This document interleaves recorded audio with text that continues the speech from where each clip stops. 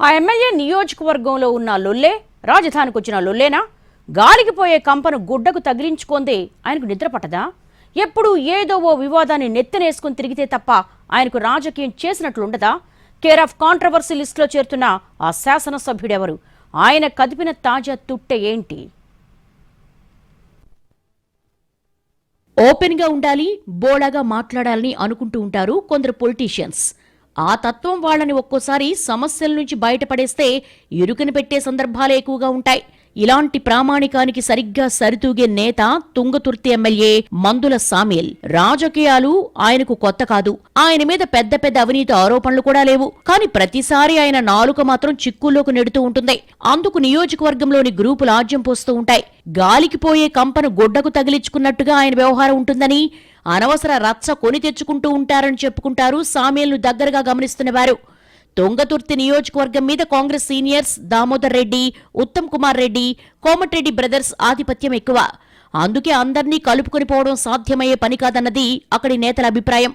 ఇంత సంక్లిష్టమైన రాజకీయ వాతావరణం ఉన్న చోట బ్యాలెన్స్డ్గా ఉండాల్సింది పోయి ఎమ్మెల్యే మందుల సామ్యూల్ తాజాగా మరో వివాదాన్ని నెత్తిమీదకు తెచ్చుకున్నారట.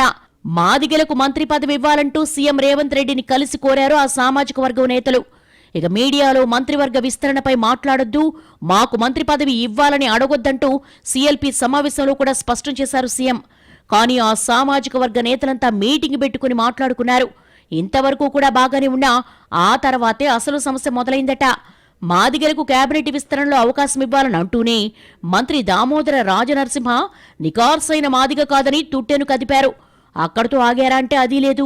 ఓవైపు నికార్సైన మాదిగ కాదని మంత్రిని విమర్శిస్తూ, మరోవైపు ఆయన సీనియర్ కాంగ్రెస్ నేతంటూ పొగడ్తలు కురిపించారు. అనవసరంగా దామోదర రాజనరసింహ వ్యవహారాన్ని ప్రస్తావించి ఎమ్మెల్యే కొత్త సమస్యలు ఇరుక్కున్నారన్న అభిప్రాయం వ్యక్తమవుతోంది. రాజనరసింహతో పాటు కడియం శ్రీహరి ప్రస్తావన కూడా రావడం వివాదాస్పదమవుతోంది. అనవసరమైన అంశాలను కోట్ చేస్తూ తుంగతుర్తి ఎమ్మెల్యే పార్టీని కొత్త సమస్యల్లోకి నెట్టారన్న ఫీలింగ్ ఉందట కాంగ్రెస్ వర్గాల్లో.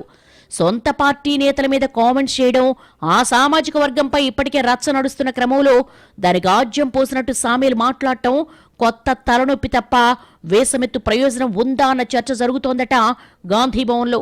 కాంగ్రెస్ నాయకత్వం కూడా పార్టీ క్రమశిక్షణా కమిటీకి ఫ్రీ హ్యాండ్ ఇవ్వడం లేదు, లేదంటే పార్టీ పట్టించుకోవటం మానేసిందో కానీ నేతల నోటికి మాత్రం అడ్డుకట్ట లేకుండా పోతోందని మాట్లాడేసుకుంటున్నాయి కాంగ్రెస్ వర్గాలు. స్వేచ్ఛకు బదులు స్వేచ్ఛన్నరుంటే రిజల్ట్ ఇదేనంటున్నారు రాజకీయ పరిశీలకులు.